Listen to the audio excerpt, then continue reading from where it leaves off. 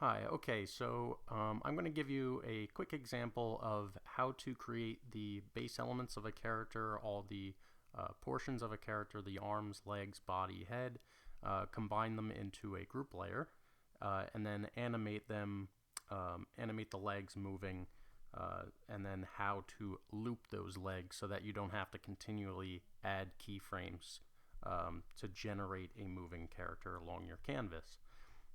And then attach it to a path so that we can get it to move along a path that we have custom drawn. So the first thing I'm going to do is draw a few body parts. I'll just keep your generic colors for now. I'll create an oval for, let's say, the body. And I will, it's a good habit to get into to name your layers after each shape that you create. So I'll just name this body. I'll also create another shape. Once you're done, you can go back. Let's do a star for the head of the character. And then I'll change the color so we know that there's some variation there. So there's my star shape for the head of the character.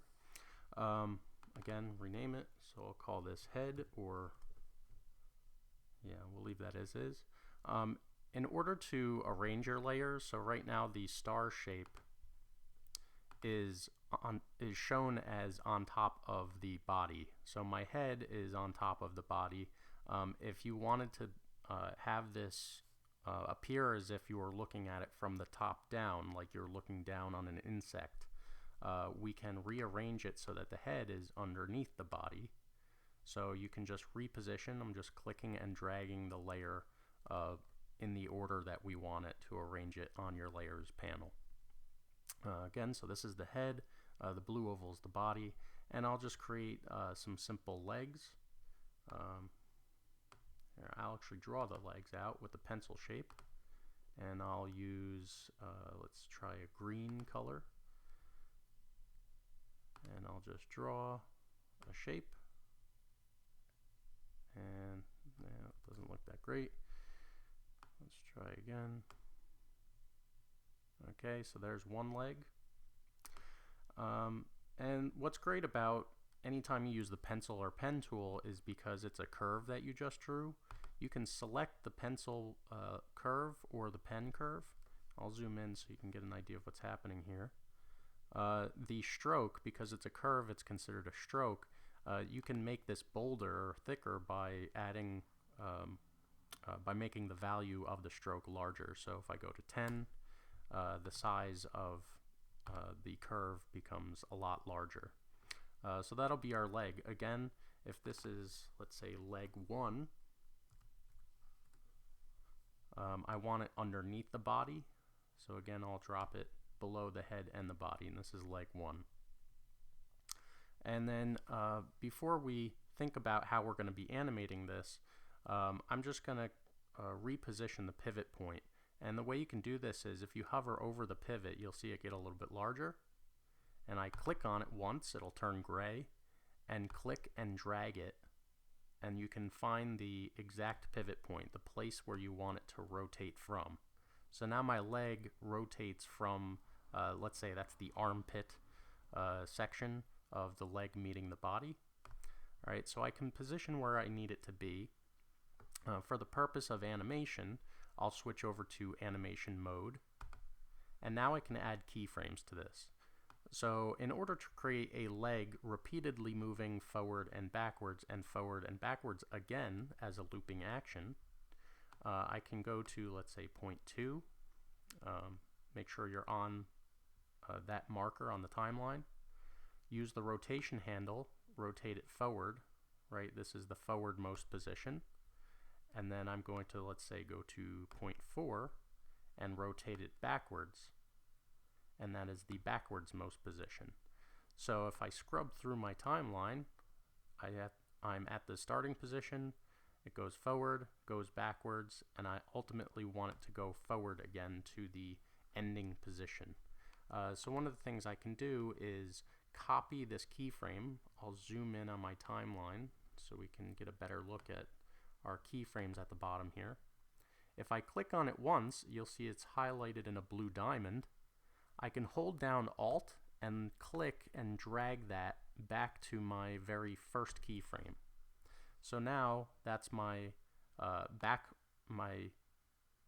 backwards most position of the leg, my forwards most position of the leg, and again back to the backwards most position. So now that we just have this simple action, we can loop it. And the way that I'm going to loop it is right click on the last keyframe, change end action from the context menu, and then I'm going to loop. Now if you had a specified time frame that you wanted this to loop in, you can set how many times it does the looping action, but for this case we just want the character to appear as if it is moving continuously into infinity. It's never going to stop. So you can just click on loop, and it will, and you'll see as I scrub through here, it will continue to loop that same action over and over and over again endlessly until it gets to the end of your scene duration.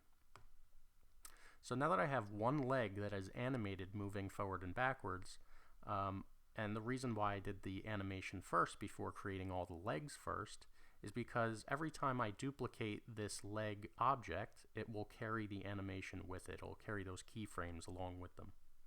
So what I can do is, with the layer selected for leg 1, I can hit duplicate, right? And there's a shortcut key you can use is Command D on the Mac, or you can use Control D on the PC.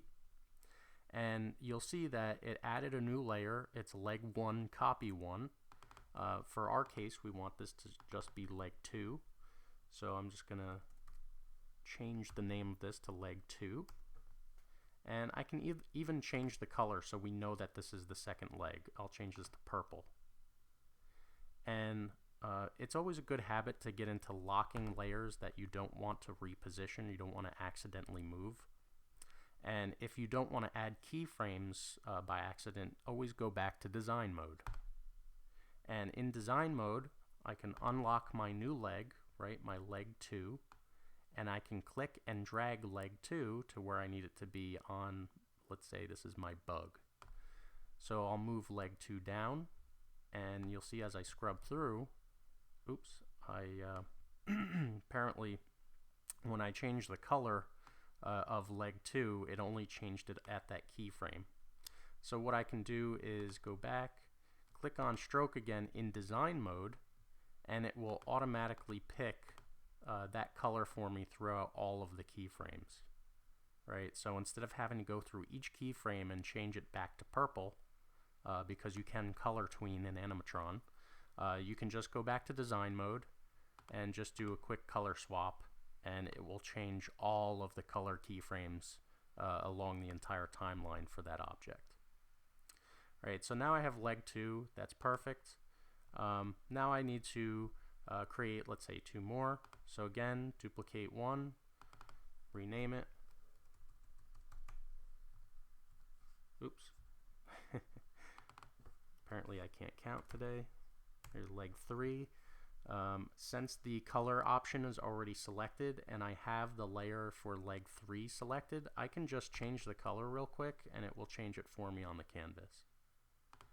So again, because I'm in design mode, I can move it without worrying about new keyframes being added. Make sure the layer is unlocked so that you can select it and move it on the canvas. Let's try this again. There we go. So I'll click and drag it into place, and that is now my leg 3. And let's just keep it with a 6-legged bug. So now that I have 3 legs on one side, it's actually quite simple to copy these legs and mirror them over to the other side of the character. So what I can do is unlock the 3 legs, and I'll see here on my layers, right, leg 1, 2, and 3. I can hold down the shift key and select all 3 of them. You'll see the blue border around all of the selected layers in the group, and you'll also see on the canvas that they're selected inside of this group container. And then also, now that I have them selected in a group, I can duplicate them again. Again, just click on the duplicate layer button, and all 3 of them have been copied.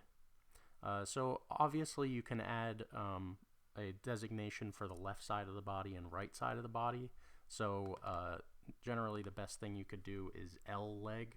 So I'll call this R leg because these are the new copies. So R leg, let's say 1. Oops. Okay.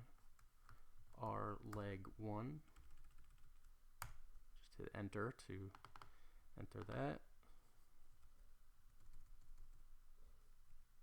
And let's do R leg 2. Enter.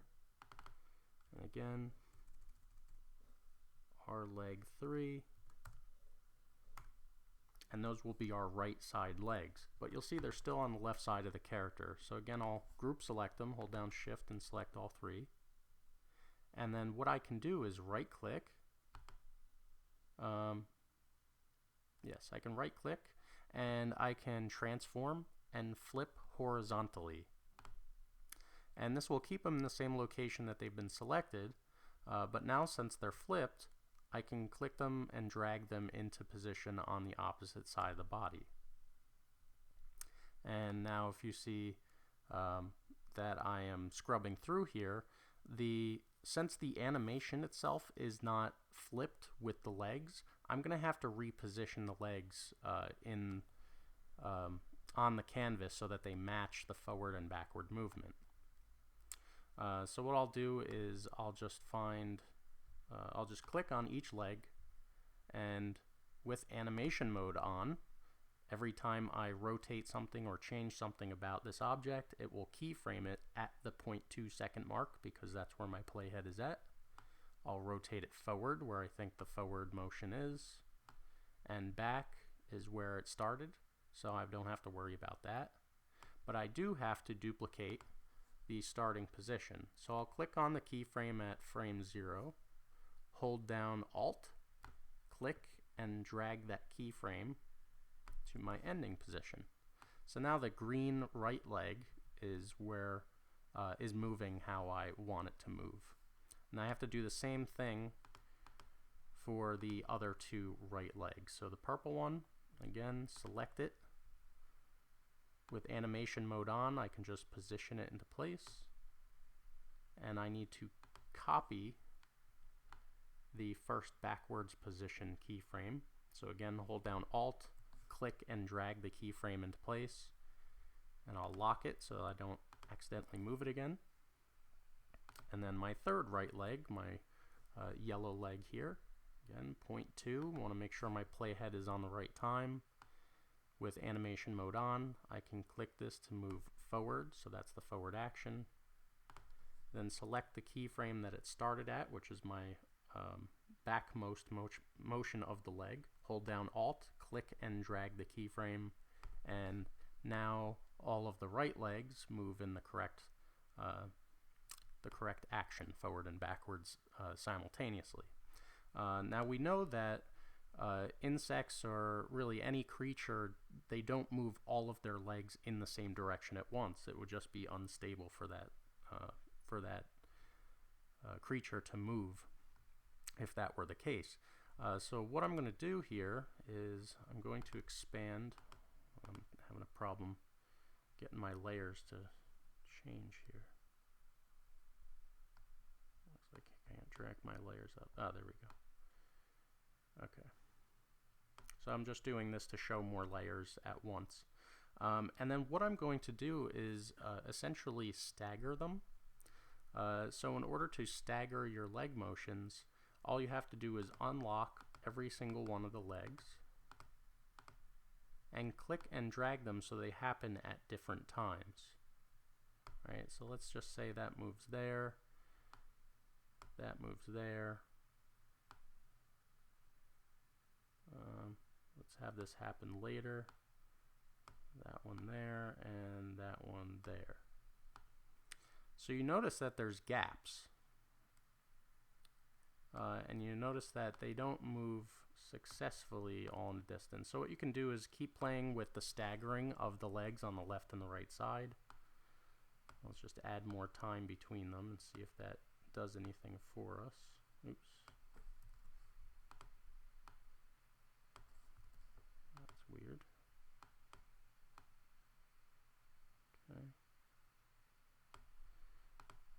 Again, select the time band and just move it forward or backwards and see if that works. Alright, so you can get the staggering action, and when you play through here, it essentially gives you the full action. But the issue at hand is when the animation starts, there are no keyframes, or the object does not start until a certain time. That's where this white empty space is. Right? You can see the legs don't exist in that white empty space. So one of the things we're going to have to do to trick this is to actually start the animation at 0.25 seconds. So now that we have all of our legs and our head and our body shapes, I can select every single one of these, hold down Shift, and click on the last layer, or just hold down Shift and select all of them. You'll see again they're highlighted all in blue. And we can group these, what's called a movie clip. So you're essentially turning it into an animated object that you can move as one piece. So now our insect will be one layer on our layers panel that we can choose to follow along a path. So with them all selected on the layers panel, right click and you can convert to movie clip, or for a shortcut hit F8. So converting to a movie clip turns it into one object that will move, that will act as one object. You see it as a layer here. It changes the name of the object to clip 1. So for this case, we want to call this insect. Let's just say that that's the name of this character. And like I said before, all 6 legs do not appear until, where is it? Until the 0.25 second mark. So what I can do is actually click and drag the initial timeline up to 0.25 seconds.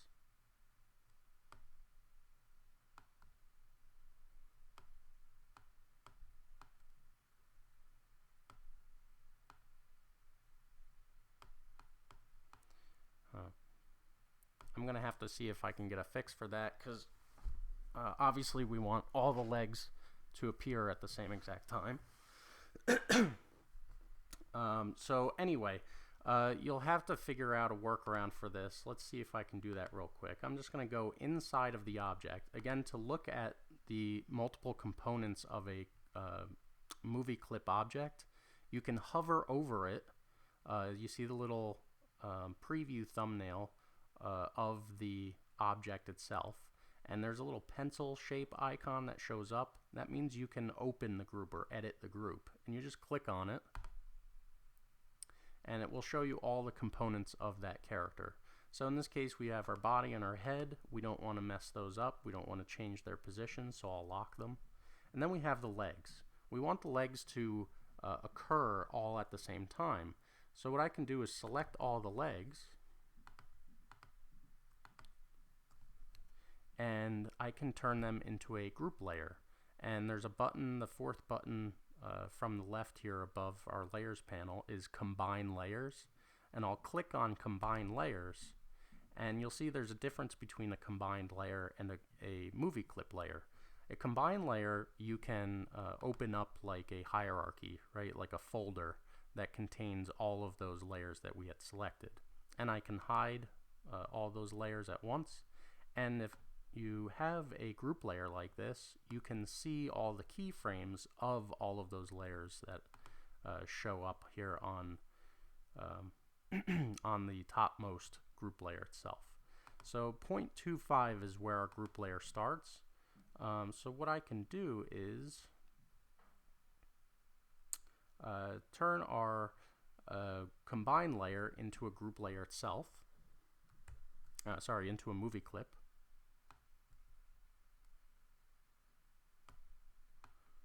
And let's see if I can get this to show up at the proper time.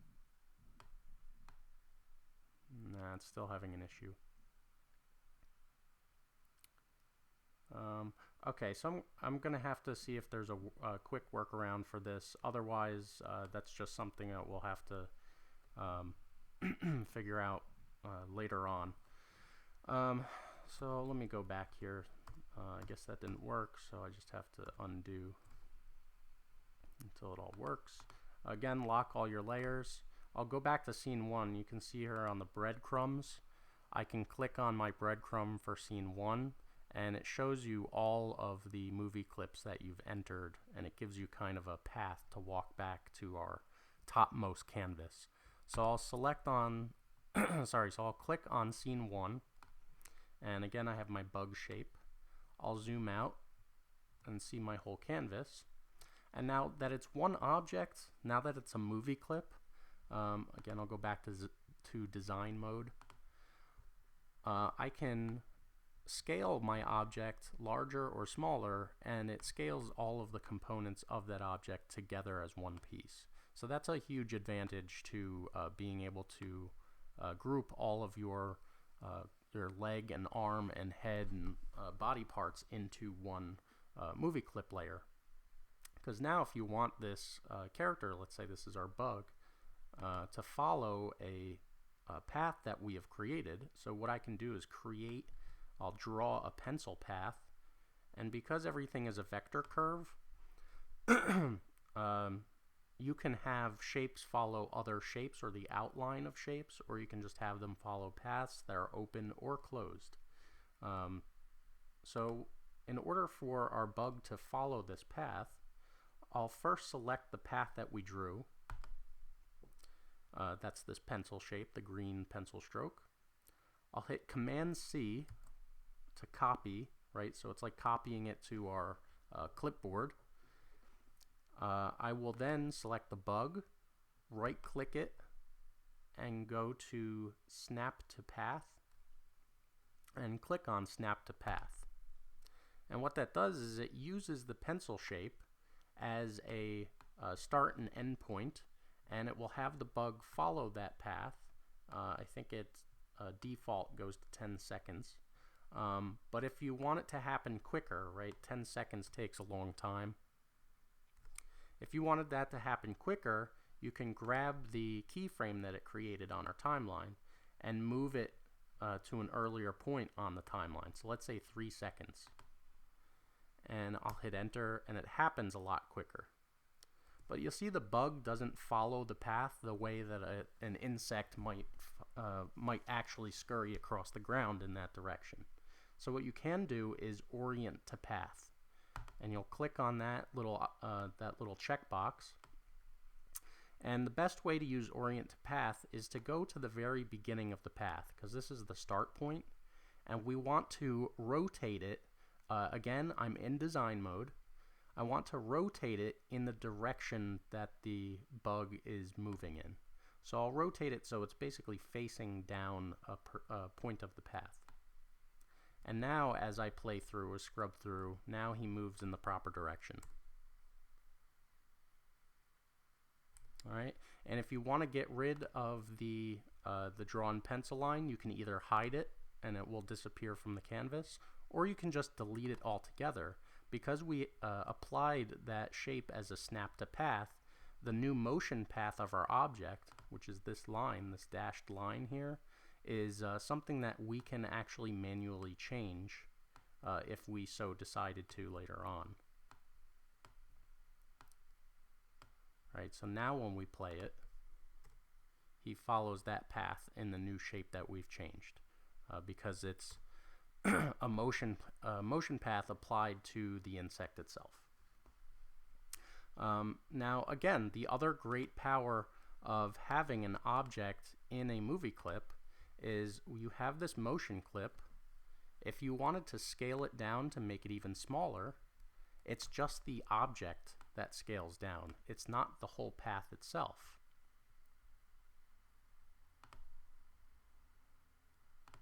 So now when you play through, now it actually looks like a bug scurrying across the floor. So that should be a good enough breakdown of how to organize your character body parts together, form them into a movie clip so that they're actually just one layer, and then how to snap them to a custom defined path that you've drawn onto the canvas.